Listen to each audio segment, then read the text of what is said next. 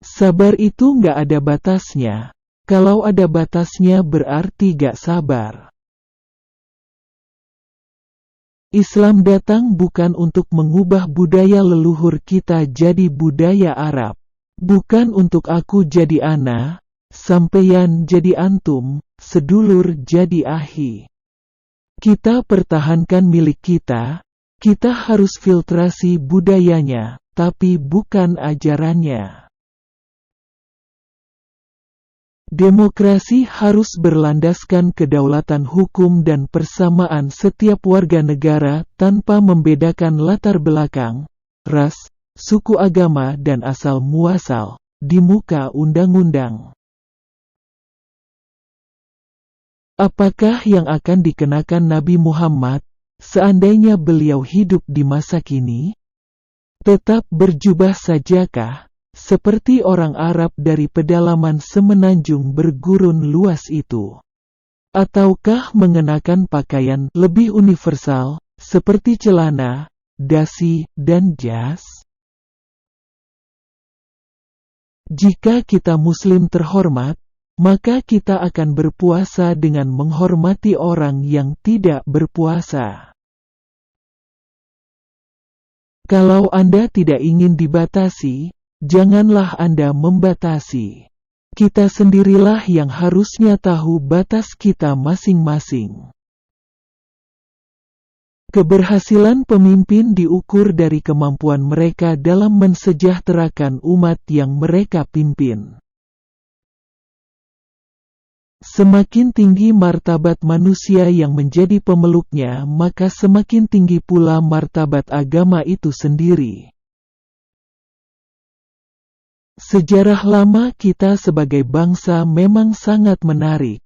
Rasa tertarik itu timbul dari kenyataan bahwa yang ditulis sering tidak sama dengan yang terjadi. Mari kita bangun bangsa dan hindarkan dari pertikaian yang sering terjadi dalam sejarah. Inilah tugas kesejarahan kita yang tidak boleh kita lupa. Yang lebih penting dari politik adalah kemanusiaan. Menyesali nasib tidak akan mengubah keadaan. Terus berkarya dan bekerjalah yang membuat kita berharga. Al-Quran sudah menetapkan agama yang benar di sisi Allah adalah Islam. Namun tidak berarti negara tidak boleh memberikan perlakuan yang sama kepada semua agama. Tuhan tidak perlu dibela karena Dia yang Maha Kuasa. Memuliakan manusia berarti memuliakan penciptanya, merendahkan dan menistakan manusia berarti merendahkan dan menistakan penciptanya. Agama mengajarkan pesan-pesan damai dan ekstremis memutar balikannya. Tergantung pemerintah. Kalau pemerintah campur tangan terus dalam segala hal yang terjadi, adalah kami tidak ada jalan lain adalah membisikkan pada para pemilih golput aja bareng-bareng. Bukankah dengan demikian menjadi jelas bagi kita bahwa menerima perbedaan pendapat dan asal muasal bukanlah tanda kelemahan melainkan awal dari kekuatan? Mari kita tanya dalam hati kita, apakah kita ini berjuang untuk suatu kepentingan yang besar yaitu kedamaian dan keutuhan NKRI? Pemahaman apapun yang berbeda apalagi bertentangan bisa menjadi bibit-bibit perpecahan apalagi bertentangan, bisa menjadi bibit-bibit perpecahan dan persatuan bangsa. Kalau ingin melakukan perubahan jangan tunduk terhadap kenyataan, asalkan kau yakin di jalan yang benar maka lanjutkan. Perpustakaan adalah tempat untuk memenuhi dahaga ilmu pengetahuan.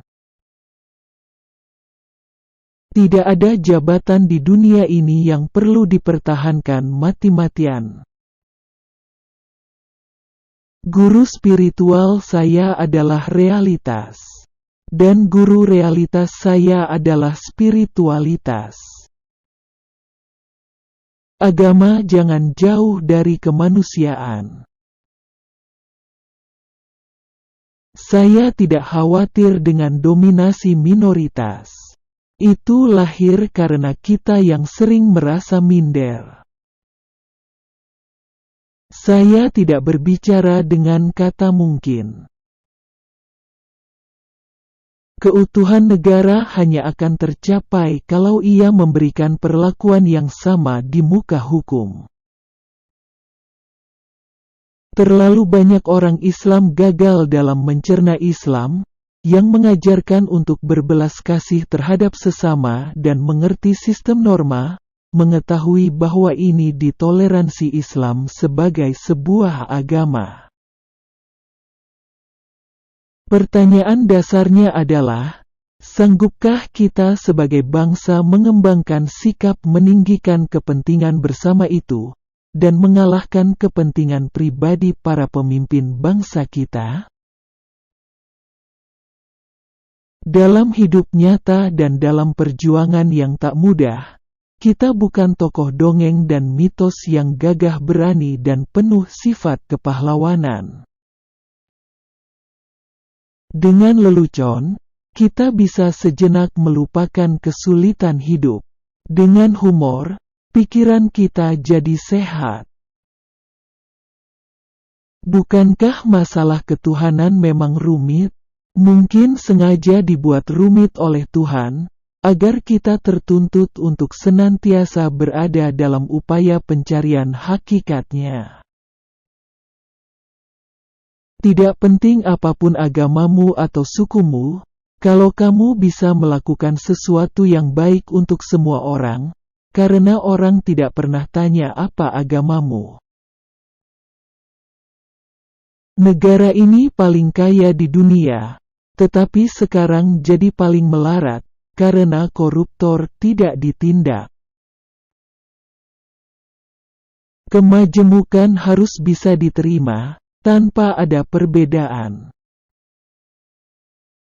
Keragaman adalah keniscayaan akan hukum Tuhan atas ciptaannya. Meskipun takut kita jalan terus, berani melompati pagar batas ketakutan tadi, mungkin di situ harga kita ditetapkan. Sebuah masyarakat tanpa spiritualitas hanyalah akan berujung pada penindasan, ketidakadilan, pemerasan, dan perkosaan atas hak-hak asasi warganya. Bukalah hatimu dan bertindaklah dengan jujur. Saya sudah pernah bilang, mereka itu masih seperti anak TK. Buktinya girang banget ketemu sama si Donald. Tugas pokok intelektual adalah mempertahankan kebebasan berpikir, bukan membunuh kebebasan berpikir. Humor tidak bisa menjatuhkan pemerintah, tetapi humor bisa membantu membusukkan suatu rezim. Saya tidak peduli, mau popularitas saya hancur, difitnah, dicaci maki, atau dituduh apapun. Tapi bangsa dan negara ini harus diselamatkan dari perpecahan.